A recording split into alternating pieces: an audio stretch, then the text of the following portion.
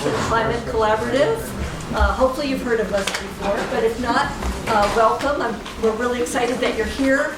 I'm excited that we're not overflowing this room because I'm just feeling a little anxiety about that. But I'm so glad that you showed up.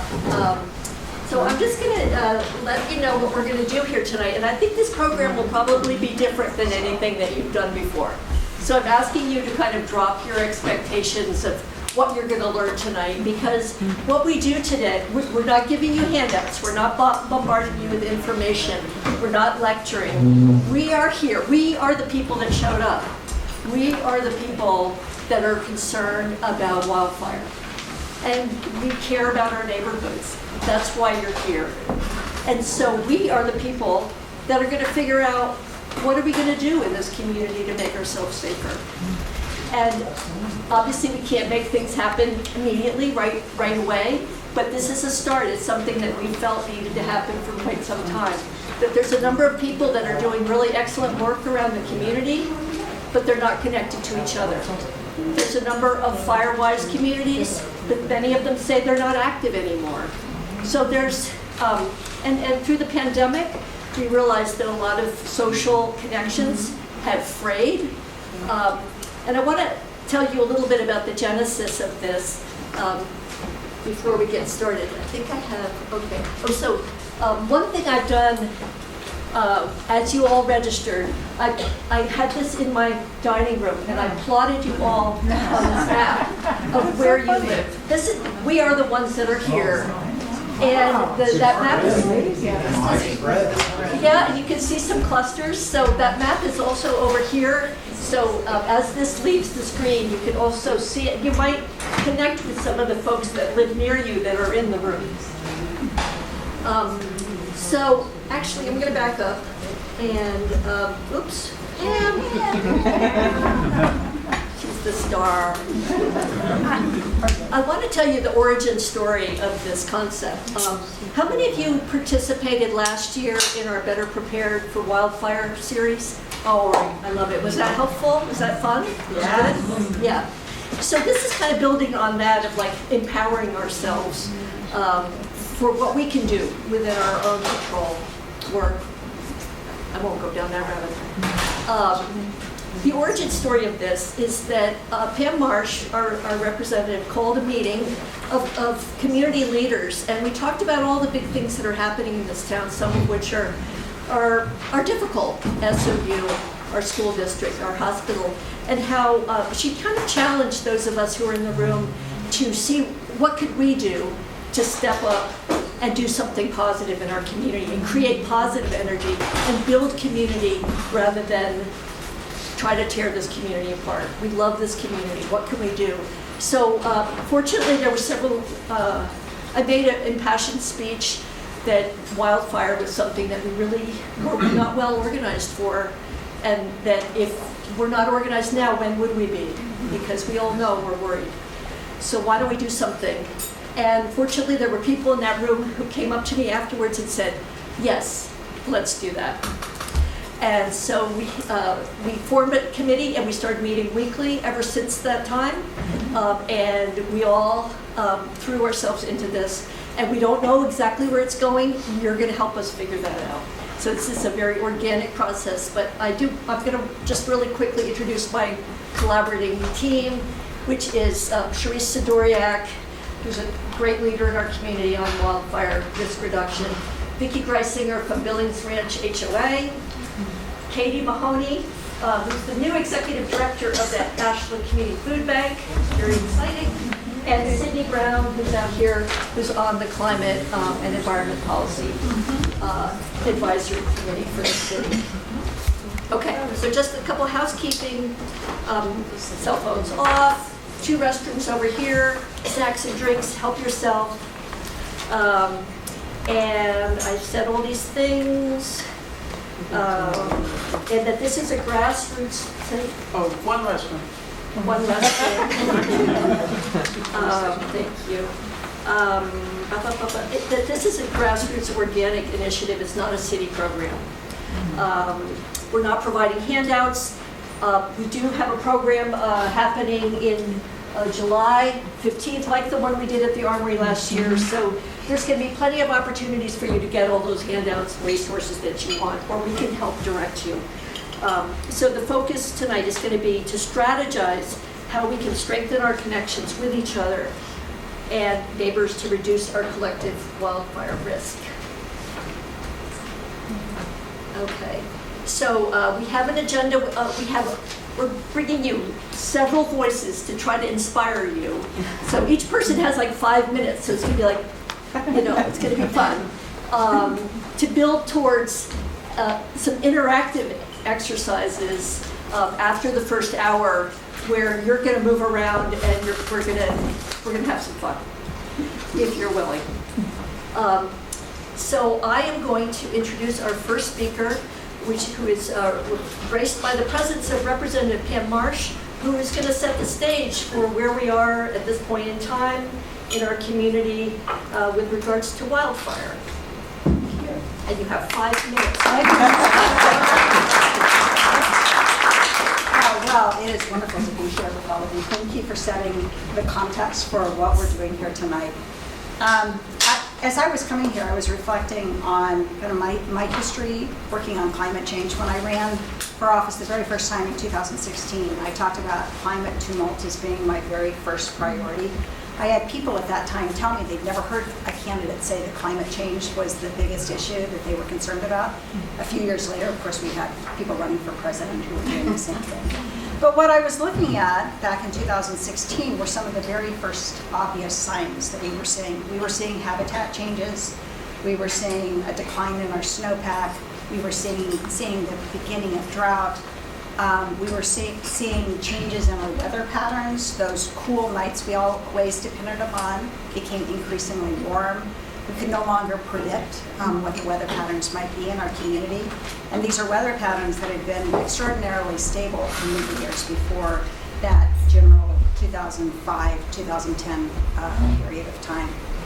So we talked about climate change. I was elected, and 2 years later, it was 2018, when our community experienced 6 weeks of choking smoke. Who remembers that? Who was here? If you remember that, you probably get a rock in your belly when you think about it, because it was awful. It was the first time that we really confronted climate change and its presence in our community as an existential crisis. I mean, we had people wondering if this were a place that they would be able to continue living, if this was a place they'd be able to continue making a living, if this was a place they wanted to raise their kiddos. Because as you remember, over that 6-week period, if we weren't here, Shakespeare Festival came inside, kids could not be outside. That was our first experience with masks. And it was a very dispiriting summer. So people looked at me and they said, what are we to do? And I thought, I don't know. But what we did do was we organized in September of that summer what we called a Smoke and Fire Summit at SOU. Maybe some of you came to that. What we had was 400 people who showed up trying to figure out how we exist and how we manage this environment, which we had come to understand was going to be with us for probably the long term around smoke. And we had panels to look at good work that we could do in the forests. We looked at the health impacts, we looked at the economic impacts, and then we had a broad look at climate change and how the wildfire and smoke situation we were facing is really a part of that dynamic of climate change that we're experiencing. That was the lead up to 2020, of course, when we had fire actually hit our community. And we've understood through all of these experiences that in fact climate change is here. It does target our most vulnerable residents. We saw that in 2020. And it's not going away. And smoke and wildfire are part of the ways that we're experiencing that. But what we started doing in 2018, and the reason for having that event at SOU, was really to say, what can we do? Because we were distressed, we were upset, we were anxious. But anxiety is not a very good long-term strategy for most of us. And so the intention of that meeting was to say, there are things that we can do as a community to step up, to be as healthy as we can be in the face of difficult conditions. There are things we can do to keep our communities as safe as possible. There is no such thing as making a community fully risk-proof, but there are many things that we can do so that we are ready and prepared and we are protected to the largest extent possible. So we've been thinking about this as a community with fire-wise, with evacuation planning, and what we've realized over this period of time is that we can empower ourselves, we must empower ourselves, and that the road is challenging ahead of us. These are conditions that are not going to leave. So when I heard about this effort that was really born in another conversation that we had, to start bringing people together in a different way of organizing, for us to talk to each other and to think about what is the neighbor-to-neighbor conversation that any of us need to have so that when disaster hits, we are ready to respond, so that we are protected as possible from that disaster when it gets here. And that's, as I understand it, all that the conversation is about tonight. As a community, we are, as noted, facing lots of difficult conditions, but I have ultimate faith that we are smart, capable, we know each other, and we have every ability to come together and do some proactive things that will benefit all of us. So thank you so much for bringing us together. Great to be here.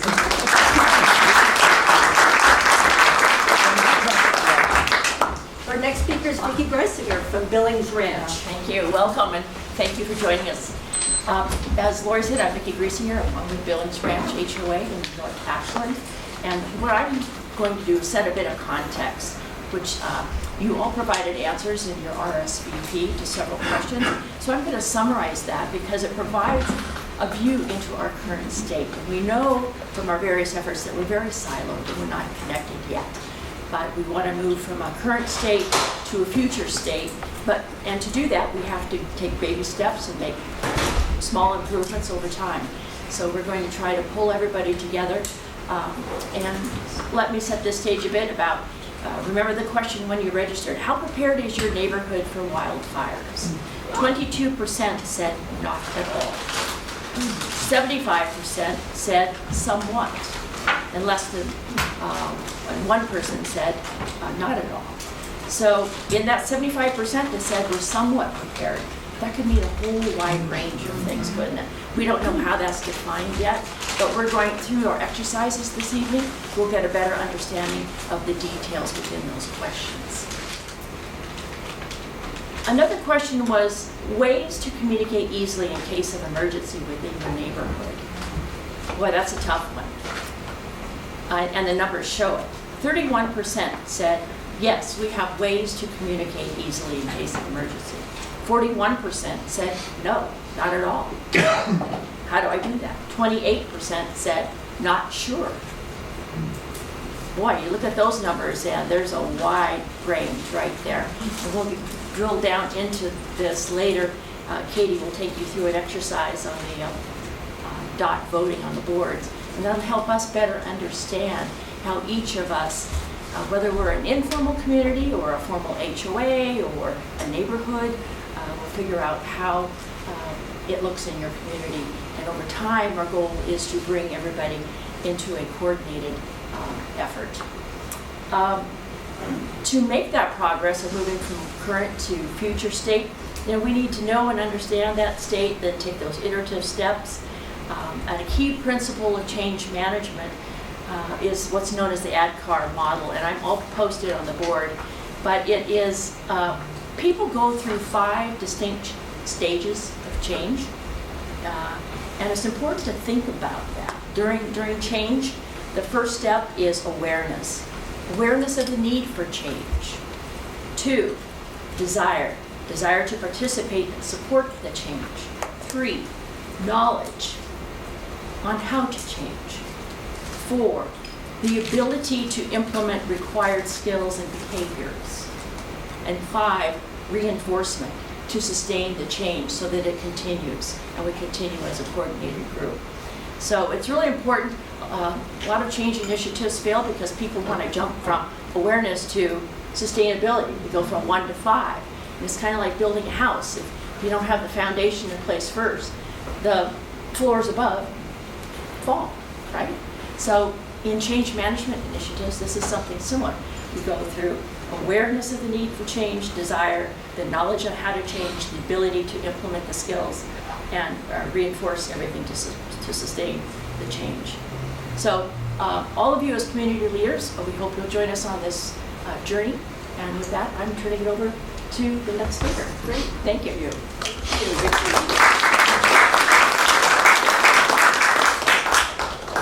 So, Sharice Sidoriak, one of the authors, I believe, of the Community Wildfire Protection Plan. Is that okay to say that? That was the main author. The main author. Let's give her a round of applause. Could you stand that way just a little bit so your head's not in the bright? Thank you. So I'm going to read you something from the well, what you think of where it came from. We envision a future where Ashland's fabric, economy, and spirit not only withstand wildfire, but grow stronger and more connected because of it.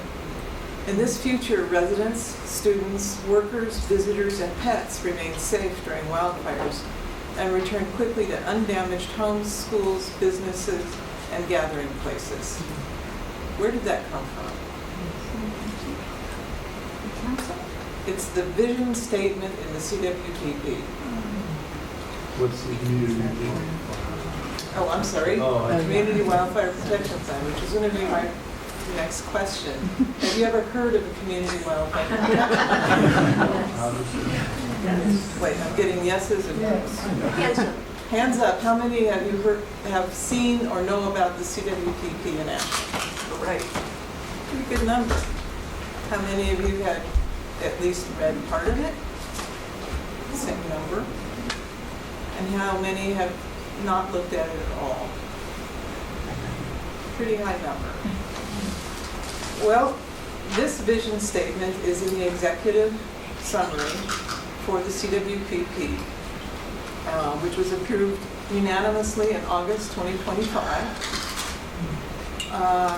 More than 100 people contributed to its construction, working groups or as authors in some way, and more than 4,600 people contributed indirectly from 2015 to 2024 by responding to surveys and interviews.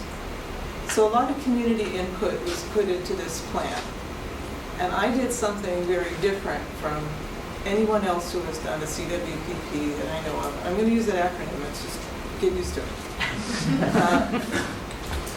I went door knocking to neighborhoods with socially vulnerable populations and interviewed them about what they thought about wildfire and their risk and whether their home would survive or not, what their concerns were. And I just listened. I didn't teach. And the results of those interviews are all available in the appendices to the CWPP, and it revealed things that the city of Ashland did not know. So this document actually is very important to the future of our community because it's about the whole community, not just certain factions of it.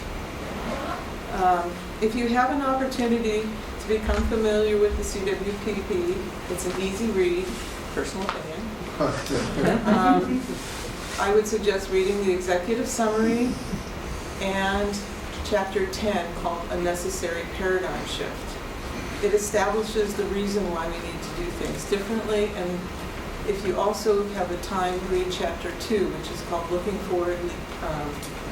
Back, Leaping Forward. So it reviews what the city of Ashland has done for 20 years to try to prepare us for wildfire, and it reveals we've come up short for a number of reasons. Fire-wise communities did not work. It's not a panacea, but it's an important part of the process to have neighbors coming together. But the city could not support hand-holding fire-wise leaders, and they still can't. They can't do the risk assessments. So there's capacity issues that the CWPP spells out. What I think is most remarkable about the CWPP is it marks a community-wide commitment to protect Ashland. It calls on everyone, residents, workers, businesses, and leaders alike to act, to lead, and to work together to make the city stronger and safer. It's important to understand that this plan is community dependent. It's not agency driven. It's not a government mandate. It's about us making it happen. It's specific about where to work based on fire science. We know what needs to be done. It establishes a clear direction to inspire and mobilize the Ashland community through trust, shared leadership, and open dialogue to achieve 90% risk reduction within 10 years. That is the goal. How do we do that? My hypothesis is peer-to-peer learning, which is what we are proposing with you folks, bringing people together to teach each other. And my time is up, and I only got through half of it. So. We'll bring you back. Okay.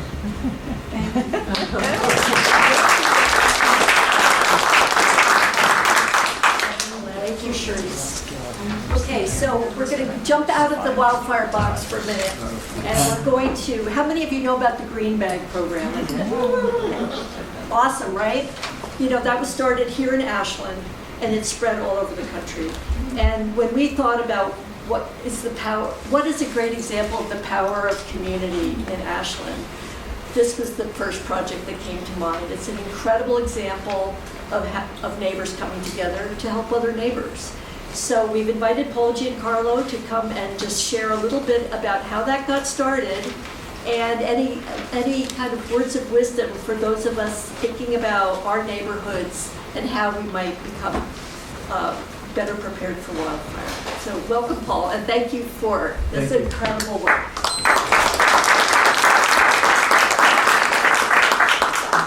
I'm jumping into this totally spontaneously. I have not been involved in a community gathering for fire safety, but I was asked to come and talk about how we managed to get a sustainable plan to make something happen in our community. And so I'm going to stay in that realm. You know, Cherie said something about a paradigm shift needs to happen, and that's what got this the food project started. Was we realized that you know, somebody throwing a can in a bin out in front of Safeway is not going to feed people in a consistent way, and it only happened at Christmas time, the food drives. So we decided we needed to do something that was consistent, that the food bank can count on us. And so we created, this is very, it gives me the chills standing here, because when we first came together to say, how can we do this? There was a core group of people who wanted to do something important, and it just grew from there. So I know there's been a lot, this isn't the first meeting for people who are interested in helping the community around fires. But it is maybe the beginning of something that can build. And when I looked at that map over there, I was a little stunned, because when we were sitting around planning about how to get this food project going, we had that same map out there. And we were drawing lines to figure out how we can make it smaller, because it can be overwhelming if you just think that this whole community, you know, this whole community has to come together and make something happen in a big meeting. A lot of people don't like big meetings. And so we decided that if we could make it into small neighborhood pods, and have one person who the central figure for that more people would become involved, because it would be less overwhelming. And so that's one thing that I would share, is if we can think of, I was asked to talk about this framework. So we have the city divided up into 16 districts and 135 neighborhoods. I'm not saying that this should happen for the fire situation, but this is what we did. 135 neighborhoods with one neighborhood coordinator for every neighborhood. And then we have people who are donors who simply, not so simply, wonderfully provide a bag each couple months. And that neighborhood coordinator goes around to the houses in their neighborhood, collects the bag, and the district coordinator is making sure everybody has what they need. Everybody converges on the food bank every 2 months. And by making it in smaller groups and neighborhoods, it made it feasible for people to volunteer in a way that was not too overwhelming to them. So I think that is one of the core features that has made us sustainable. But it did take an original group of people who said, I really care about this, and let's brainstorm. But how do we do this? How do we collect this food? And I think I'm happy to hear tonight that that's part of what this is about. This is a work in progress. Hopefully you'll look back on this in 15 years and say, I was at that meeting when this started happening. Because you care enough to be here, so you're going to have some ideas, and we're going to bounce things off of each other so that it really feels like we're all in this together. The other thing that caught my attention was someone was speaking, I think it was Pam, about how, remember that time we were all breathing that same air? And it was like, yeah, we're all breathing the same air. We're all walking around and sharing the experience that we have as a community. So I encourage us all to come together and build something from the core and add one or two people here and there until it becomes something that is happening all over the community. So I'm happy to talk with anyone about more details about how we set things up, but I appreciate all of you for coming tonight.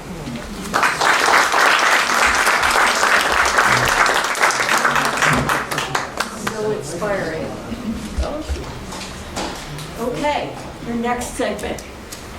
We have invited representatives from 3 different types of neighborhoods, very, very different, just to share what they are doing and maybe kind of get your wheels turning about what, start thinking. I want you to start thinking, what do I consider to be my neighborhood?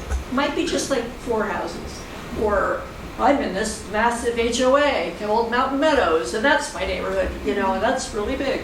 But just be thinking as you listen to our speakers of, about your own situation. And so each of our speakers is going to take 5 minutes just to say what they're doing, and they're on very different scales and very different situations, which is really fun.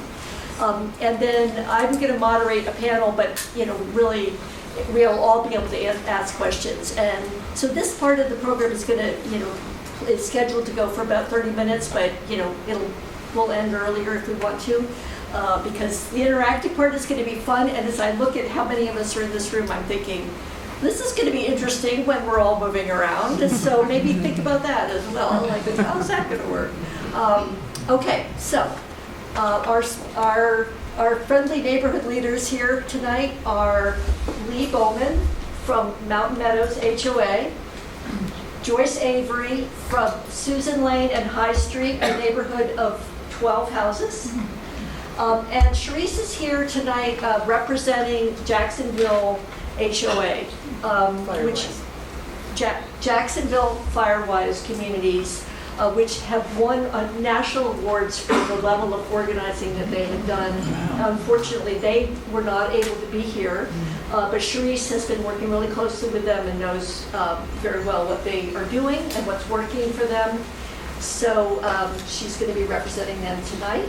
So I think we want to start with Joyce, because she's on the smallest scale. So I think what they're doing is great. So just, if you could just share with us, Joyce, that'd be great. Can everyone hear? Is everyone doing okay with hearing?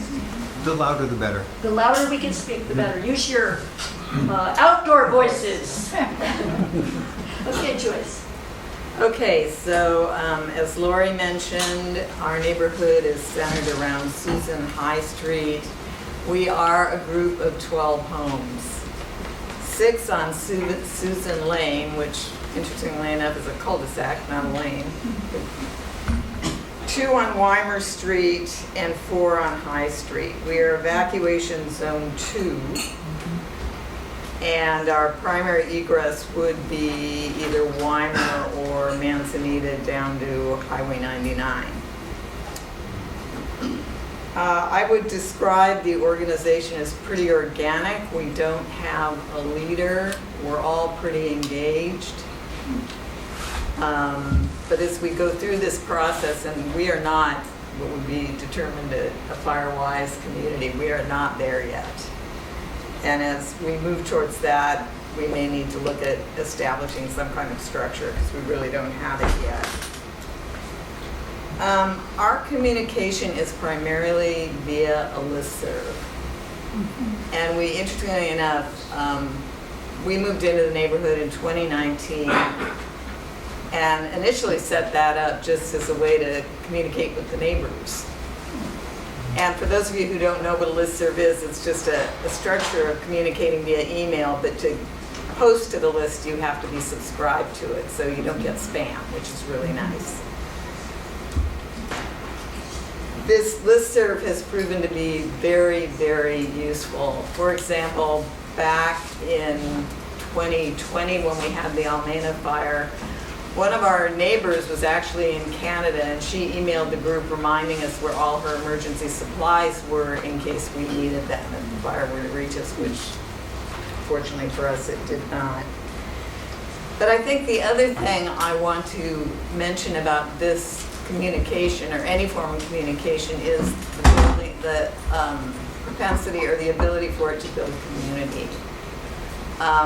We use this for more than communicating wildfire risk, for organizing meetings around that. We send out a note asking for a plumber recommendation.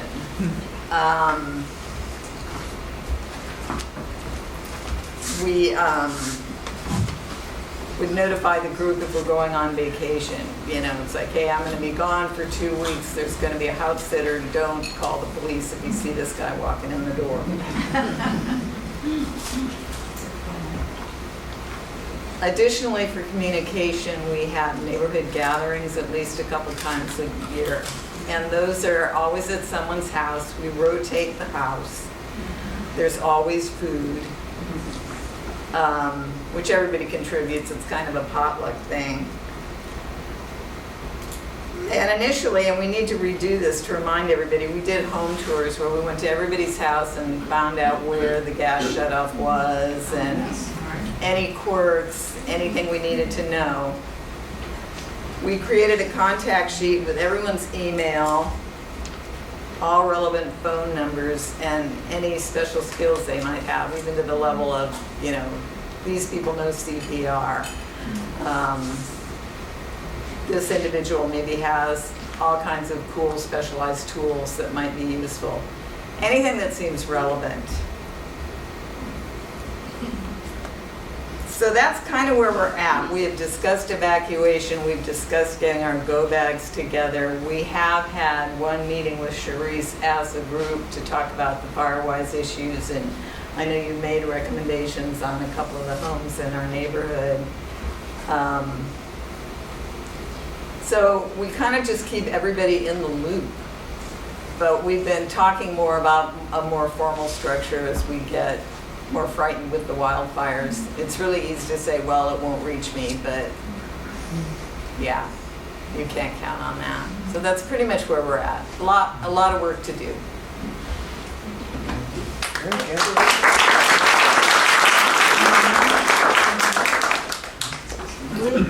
Okay. Mountain Meadows, as many of you probably know, is a 55-plus community on both sides of Mountain Avenue, and we have 235 units and 300 people, and we have everything from single-family homes to people living in apartment buildings to central hallways. Mountain Meadows has been is an owner-run community with an elected board of directors and a long tradition of resident participation. We have several standing committees, including the Grounds and Natural Areas Committee and the Emergency Preparedness and Safety Committee. In 2024, a task force was formed with representatives from both those committees and other residents to look at our rules, basically our rules about landscaping, because some of the fire-wise recommendations for landscaping didn't fit with our rules. We quickly discovered that it's not only landscaping we have to worry about, but it's our structures themselves. They need to be hardened as well. And so for the better part of a year and a half, we met We had a lot of input from Ashland Fire and Rescue. Cherise came to some of our meetings. The main problem we had is the ideas of what you need to do for fire hardening are in a constant state of flux. And so we kept trying to keep up with that.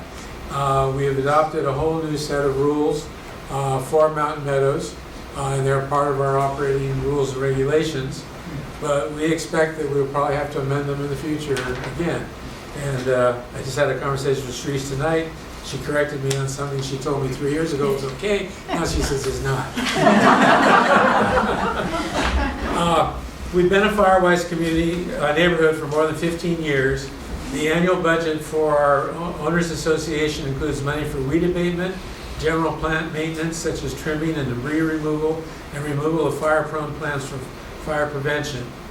Past actions have included the removal of a considerable amount of fire-prone vegetation in our landscaping and removal of blackberry bushes which line Kitchen Creek, which runs through the middle of our community. We restored the creek, the blackberries are gone. That doesn't mean they don't keep coming back. The birds keep dropping them and we have to go back in there, but we're trying to stay on top of that. Anyway, the community-wide modifications to our landscape specify new rules, and the new rules are being taken care of, or the landscape rules are being processed by our landscaping service that serves the community. Though our landscaping service only does front yards for a single-family house. The backyards and side yards are the responsibility of individual homeowners. So that's one of our things we have to deal with. Many building modifications are the responsibility of the owners and the condo associations. But many improvements such as foundation vents and new fences have already been completed by people just coming to some of our meetings and seeing the need of what they need to do. Mountain Meadows is fortunate in the fact that when Mountain Meadows was built starting in the late 1990s, a lot of things that are now recommended for fire hardening were incorporated in our buildings. We've always had Class A roofs, we have double pane windows, we have cement siding on the houses, but we have other vulnerabilities which we're trying to deal with. Our next step in adopting these new rules, the rules were just adopted by the board a couple months ago, is we're going to go into each neighborhood and meet in small groups of maybe 7 to 10 homeowners and talk about specifics that have to do with their particular buildings and what they need to do there, rather than try to give people, here are the rules, go do it. We're not going to do it that way. One of the biggest challenges we've had is the constantly evolving standards and recommendations for fire hardening. Every time we think we've got it, something else comes up. We've tried to incorporate the latest recommendations into our rules. As I said, we're probably going to have to modify them in the future. Another thing that we need to accept is, somebody talked about the change in thought. Landscaping is going to look a lot different in the future than it does now. That's something that we haven't really come to grip with. But nobody wants to denude our community. So this is a thing, and Sharice has been a big help on helping us on doing that. The other problem is budgets, where we get the money to do this. And some of our rules are recommendations and not rules. And how do you get people to voluntarily do it? Thank you.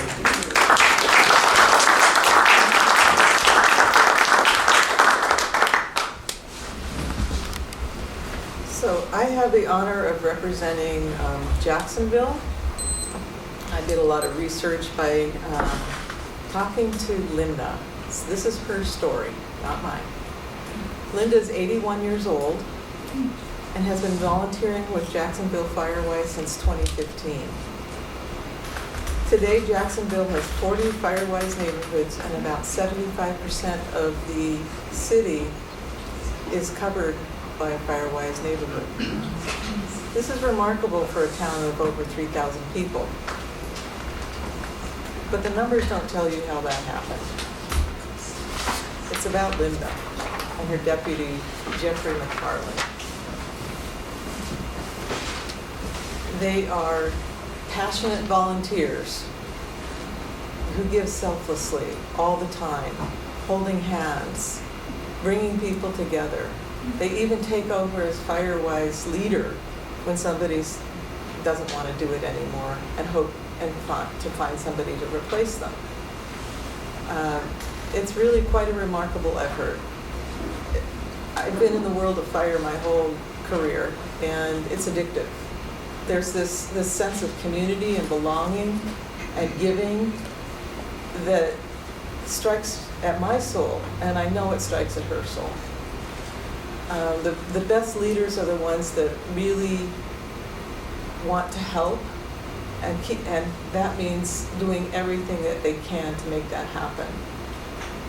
But what I learned in interviewing her is that I asked her a question that she really had a hard time answering, which was, how is this sustainable? They don't get paid after all these years. So some of the takeaways that I got from her was to invest heavily in neighborhood leaders, meaning create a network of support for leaders. Another thing is to create recurring activities that provide visible value. A lot of the work that is most successful is having the green bin days. We have those. We had them once since I've lived here, but we have green to be drop off at the dump. But that visible value resonates with people. It makes them want to participate and be active. And plan for succession. So while we're at the beginning of this process of trying to figure out how to network with each other, it's important to think about longevity. It's not sustainable for one person to do it all. It's really important to have a network of people who support each other. And we're hoping to figure out how to do that with your help. I could go into a lot of the details of their program, but if you want a handout, I will be happy to share it with you. It was approved by Linda. I'm done.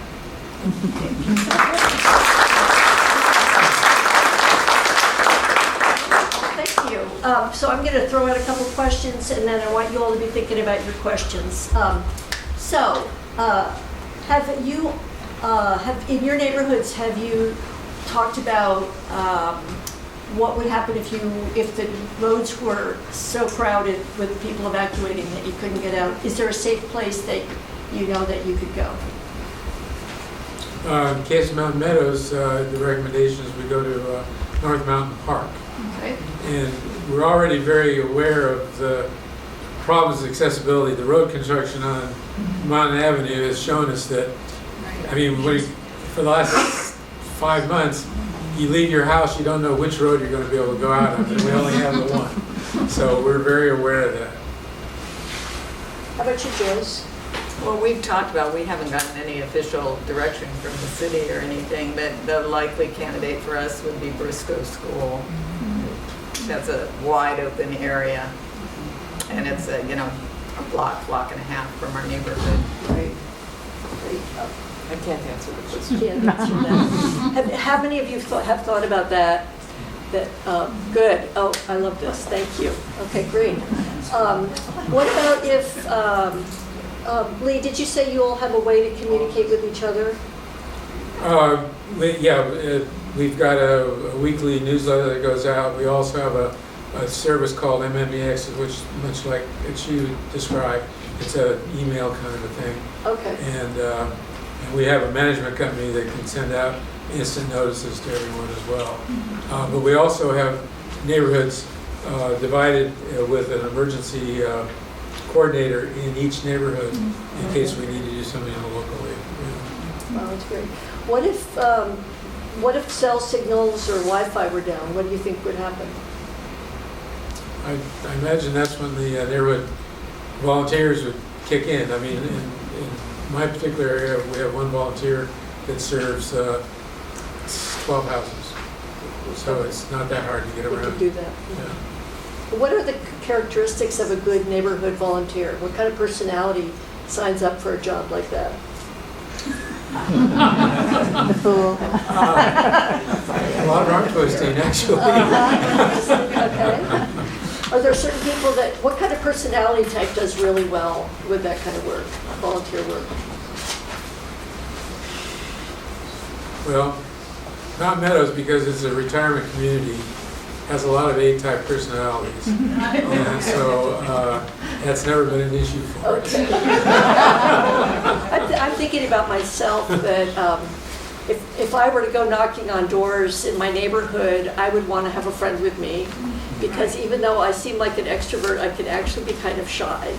So I'm thinking that it's people, sometimes we need to have a friend with us to be brave enough to go out and then make it a fun time instead of, I hope that they don't slam the door in my face.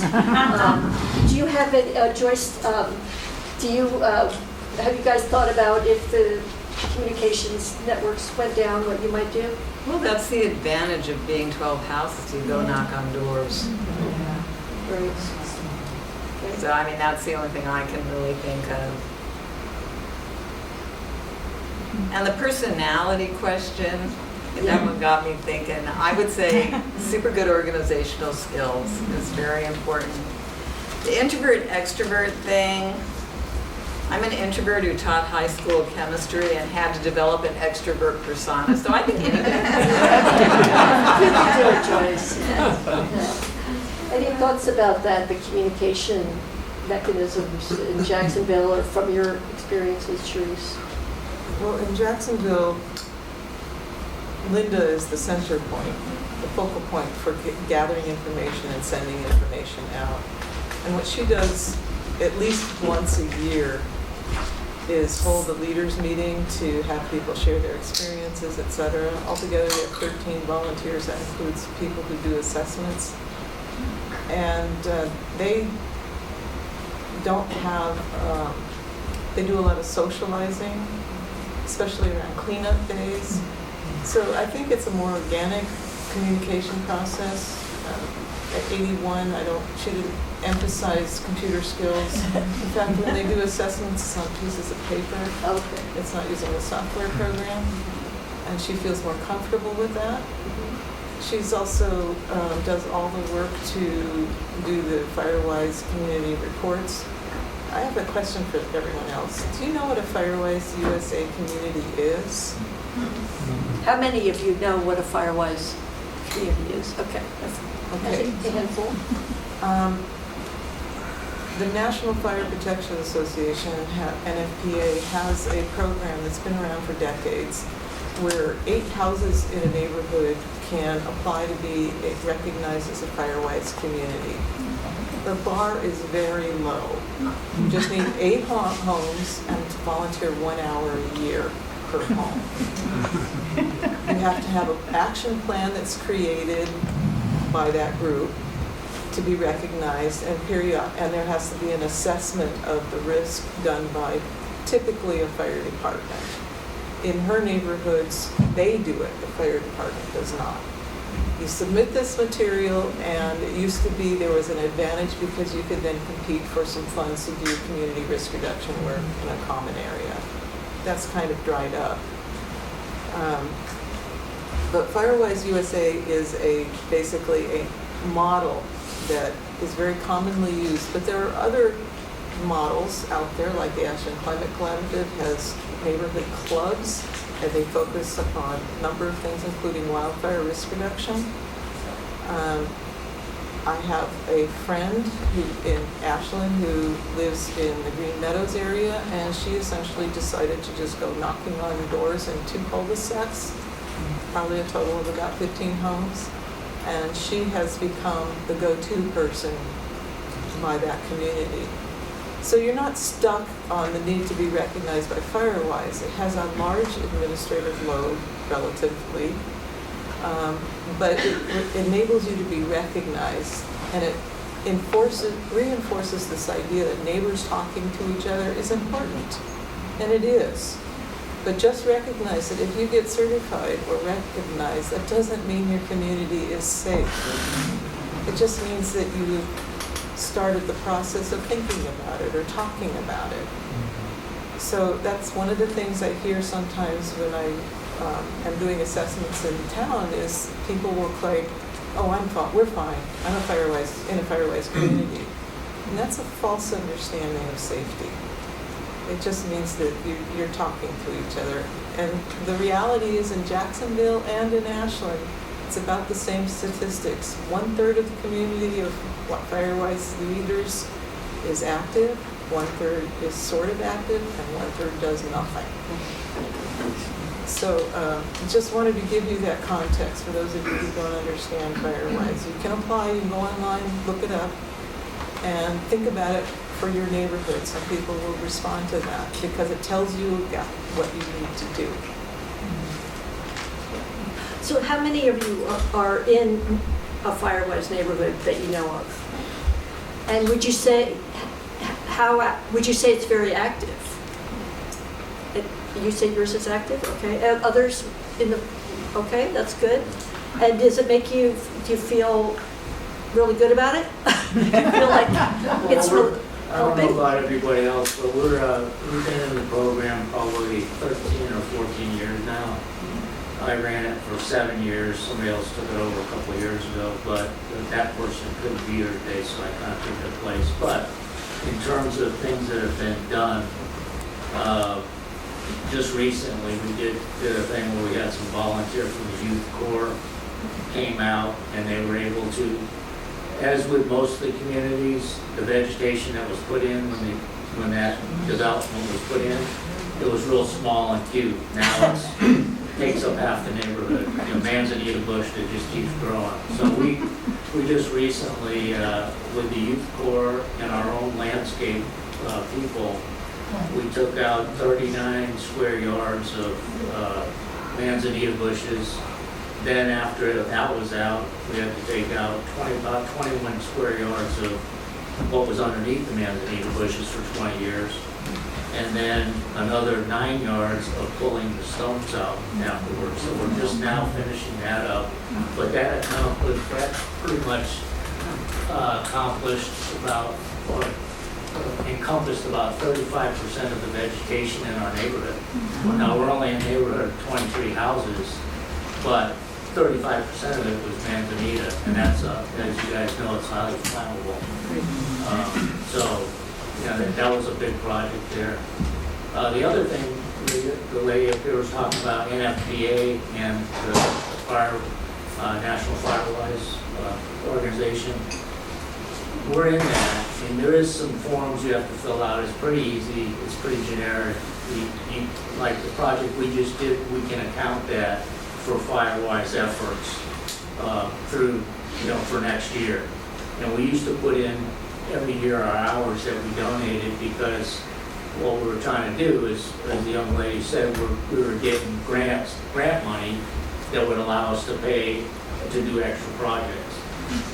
We also did volunteer things with the neighborhood, and I don't know how that would work on a bigger neighborhood, but with our neighborhood, what we would do is it'd say, hey, 2 days a year, we're gonna have a Firewise community of the residents. Volunteers come out and we'll identify specific areas, trees to be cut down, vegetation to be cut down, cleared up, things to be fixed, helping other neighbors, but we do it, pick out 2 days a year, one in the winter, one in the summer, and everybody contributed, and we got a lot done. And one last thing, I don't want to take everybody's time, but one last thing, the NFPA, the National Firewise Protection Agency, was about 5 years ago, I think, 5 or 6 years ago. They offered a program through Ashland Fire Department, and I think it was Brian was involved in, where you could volunteer. You could send a volunteer to Medford. There was a building over there. I can't remember the exact location now, but it was a 3-day course you could take. It was paid for. You just had to attend it for 3 days, and it was about 8 hours a day. So it was a really decent course. And what it allowed you to do when you finished, they gave you a certificate. You were able to do assessments, Firewise assessments for the neighborhood. You could do them for individual houses. You could do them for a neighborhood. That's a good program, and I encourage anybody who is in a Firewise neighborhood or is trying to be a Firewise neighborhood, get a couple of your residents to go to that program, because it's huge. I mean, it tells you all about the distances to clear around houses, the vegetation, the fire brand. There's fire representatives that are out there. It's a really good course. Great, And thank I you. don't know if they still offer it, but Thank it's out you. there. Yeah. One thing I want to say is, there will be a way that we're all going to be able to communicate with each other after this meeting. We're going to figure that out. So these ideas are coming out, but this is just the beginning of this conversation. So we're going to just see where it goes. But I think I saw a hand up if there's other questions. I was just going to ask which community this gentleman's from. Yeah, it's the Oaks of Ashland. It's on the south end of town, just on the other side, over there by Best Western. Yes, thank you. Yeah. Regina? This would be for Joyce, I think. Did anybody opt out of your neighborhood and did not want to participate? No, No. and we have really good engagement. You know, people come to our little gatherings unless they're out of town, you know. I imagine people do opt out. Yeah, probably some, but we're a small group and our houses are all real close together. And the other thing people have mentioned, you know, the communication and community, we've actually become really good friends, all of us. You know, we know what each other's kids are up to. I mean, it's had so many benefits. So any other questions? Rick? When do we discuss evacuation? Well, we are not in this, well, I was just actually going to say that you can see here that what we're talking about a couple different levels, right, of risk reduction. Part of it is communicating with each other in case when there is an emergency. So which to me feels like the baseline of what we should be able to do together, right? That we can reach out to each other. Maybe somebody, you know, is at work, somebody has pets at home, somebody has oxygen machine and is going to need electricity. You know, what are the different needs and what are the different skills? Like Joyce said, you know, having just knowing our neighbors and when something happens that we can respond quickly. But then the other level is how can we work together to reduce the risks in our neighborhood? One thing that's really shocked me, or that really hit me last year and last couple of years working with Charisse, is once you're onto the risk posed by wooden fences connecting one house to the next, you cannot unsee it. It's all over town. And so my dream would be that we all have, and Charisse has been working on this to find a low-cost DIY way that we can replace that last 6-foot panel that comes up to our houses, because when you see the videos of how the fire spreads, it's that fence line that's taking it up. So you might think that the risk is up there in the watershed, but a lot of it is right in your own neighborhood with those flammable, what's in that 0 to 5 range. And so how can we, and no one house is safe if the whole neighborhood isn't safe. And that sounds daunting, but there is progress that we can make.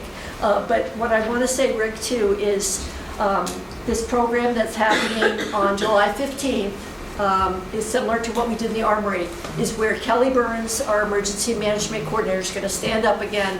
We're going to do a scenario, which I thought was very enlightening last year, and have the opportunity to talk about those questions. But one thing that I really got as a layperson last year, and you and I talked about this earlier, one of the key messages is don't wait for them to tell you you can go.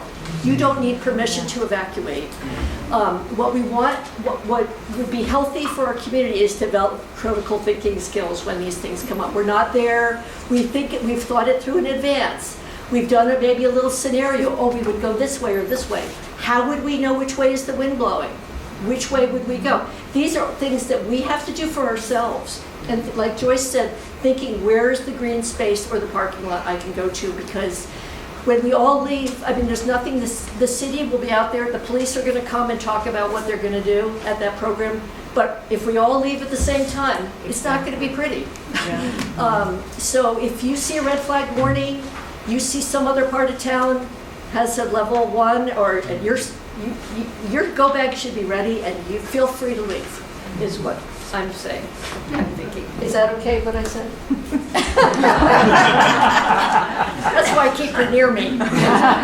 So in terms of evacuation, city fire departments, official agencies have been afraid to say anything that is off script. They can't tell you to go someplace that they can't guarantee you will survive it, for example. They want order That's kind of the way they're built. So my job on these evacuation panels is to talk about reality. So all of the things that were shared by Lori, or that you heard about reality, came from personal experience. And it was because I was really concerned that people were waiting to be told to evacuate. After the presentation last year in the Armory, the police chief came up to me and said, "Thank you," for essentially giving people permission to think for themselves. And that really is probably the most important thing you can walk away with right now, is understanding that it's also your responsibility to pay attention to how it feels. Does it feel hot and windy? Which way is the wind coming from? Where should I go under those circumstances? They're not necessarily going to tell you. You've got to start thinking about that stuff yourself, and you can do that. And the story that really illustrated that to me was in Paradise, when the young woman, Victoria was her mother, I can't remember their last name, but Christina, the daughter, was with the mother in the home in Paradise, and she said, "Mom, I want to live. I'm going to leave. Please come with me." And her mother said, "No, I haven't been told to leave." And she died as a result. We have got to stop that script, that expectation that was maybe part of our generation, where you follow the rules and you listen to the authority. I'm not saying break the law. There is no law here. Think for yourself. If you feel uncomfortable, even before the fire starts, when there's a red flag warning out there, you should all know what that is. If you don't, we'll have a little class on it. So that you make the decision. You know, during the Almeida fire, there was 3 days of red flag warnings. The third day hit us. By then, the rest of the state was largely on fire. There were no resources that could be sent in to help us because it's a regional issue. So if you hear that there's a red flag warning and you have pets or a person in need, or you just don't feel good, leave. That's my job, is to tell you reality. And it's fortunate now, in my opinion, that you're hearing that as a common thread. The other thing is, where should you go? Well, frankly, if you don't have a place to go that's set that you can get to, what are you going to do? That's up to you to start thinking about right now. Is there an open space around you, preferably without things that will burn in it, like a parking lot? Going to Briscoe School, that's pretty wide open. Anyway, I got on my track there, sorry. I just got called. Okay, one more question, and Katie, I want to invite you to come up, and I know you've got your thinking cap on how you're going to orchestrate this next section, right? Gabriella? I would just make a comment that last fall, the evacuation drill was really, really good and helpful. And I don't know how many of us participated, but I found it extremely helpful. Just knowing that, you can go earlier if you want to, and that we have a path, and we follow that. Right. So hopefully they will do something like that again. Right. Yes. There's a plan to do a flood evacuation drill in November. But 300 people participated out of a town of 22,000. So what you experienced was a little bit, but imagine a mass exodus. Okay, I want to introduce my new colleague, Katie Mahoney, new to town, moved to Mountain Meadows. She didn't know. Who knew? I lived away. I didn't know. So she's looking for a new place to live. She's like, what happened here? Anyway, I shouldn't have brought that up, but I think it's so funny. Everybody. So welcome, Katie, and Katie's gonna. You're all great. It's nothing about it.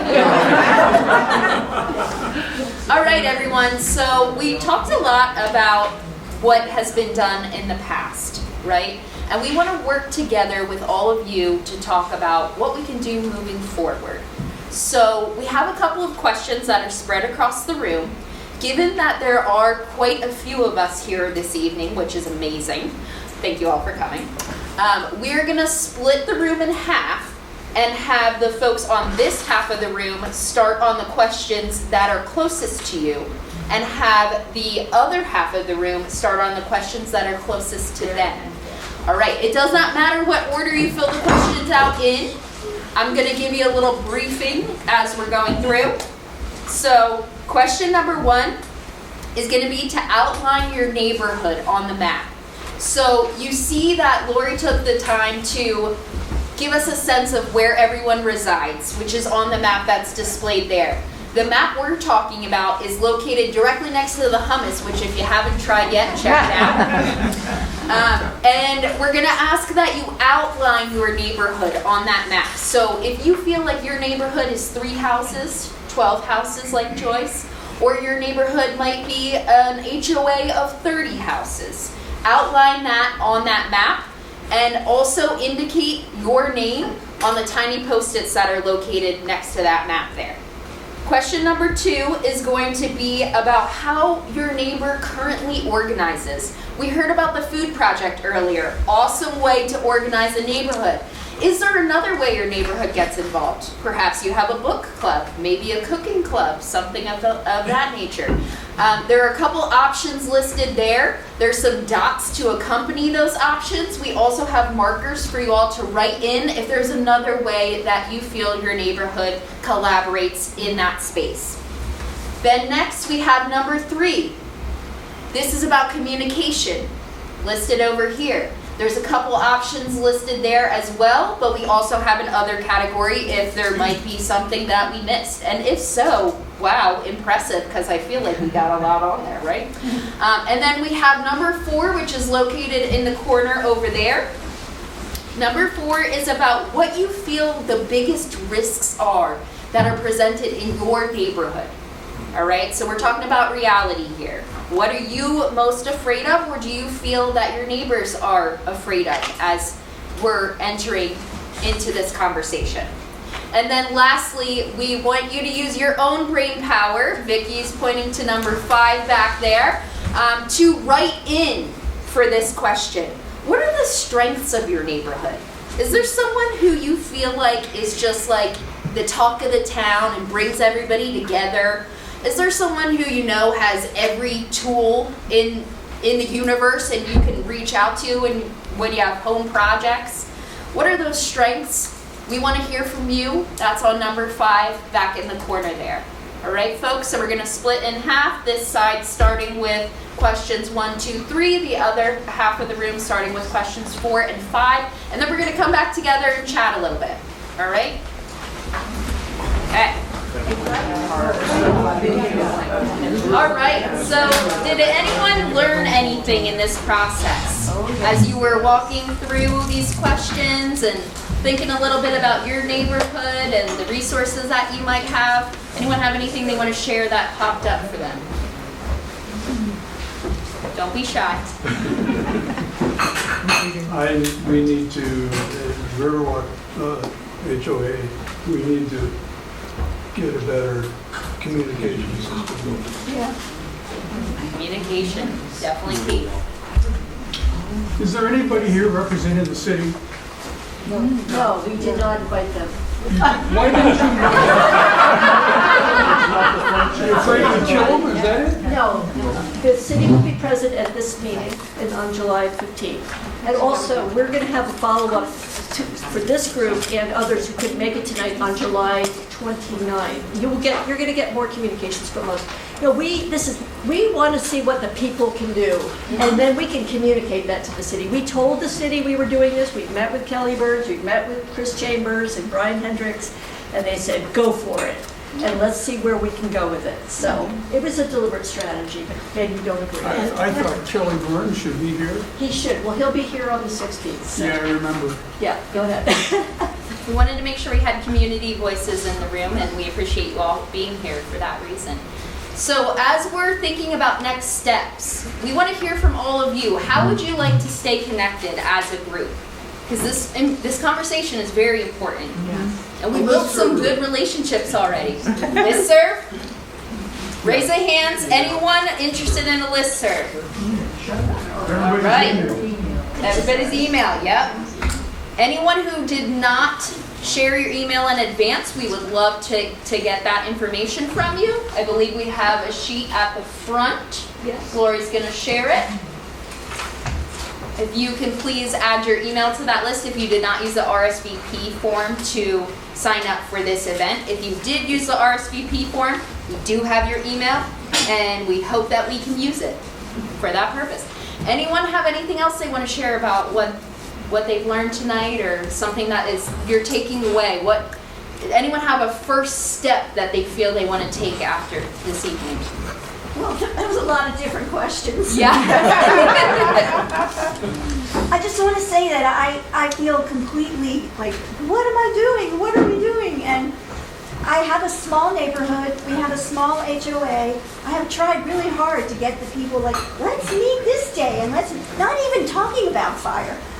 We did meet recently in our little green space. We did talk because we have a person in the neighborhood who's a fireman. We did talk a little bit about fire, but I feel really unprepared.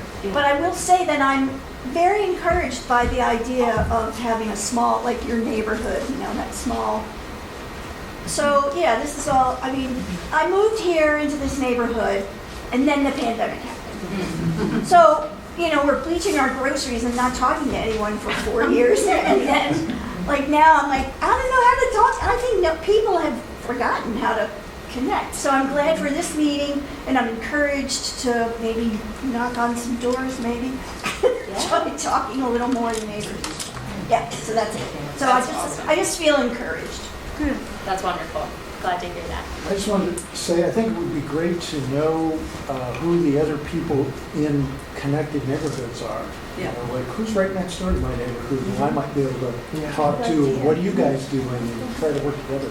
Yeah, for sure. And that's our hope, is with the listserv and the continued conversation with this group that we'll be able to do just that. So thank you, Phil. Yes. One of my takeaways, I had not thought at all about where is a safe gathering place if I run out of options. Luckily, I live near Briscoe School, so I'm going to go hang out with those guys. There you go. You're taking something valuable away. That's awesome. Anyone else want to share? Something I noticed on this, what do you see as your biggest risk in your neighborhood? They're pretty equally distributed, and I don't want to infer too much from that, but I was surprised to see and glad to see that people didn't seem to think it's other people's problem. It seems like people recognize that what's in their control, and not just like, oh, it's my neighbors that don't do the work. Yeah. So that's cool. That's awesome. One thing someone shared, Laura, you can share it yourself. Oh, if you what I wanted to. shared? Okay, so I'm right with you, right there. That's your name tag, I'm right with you.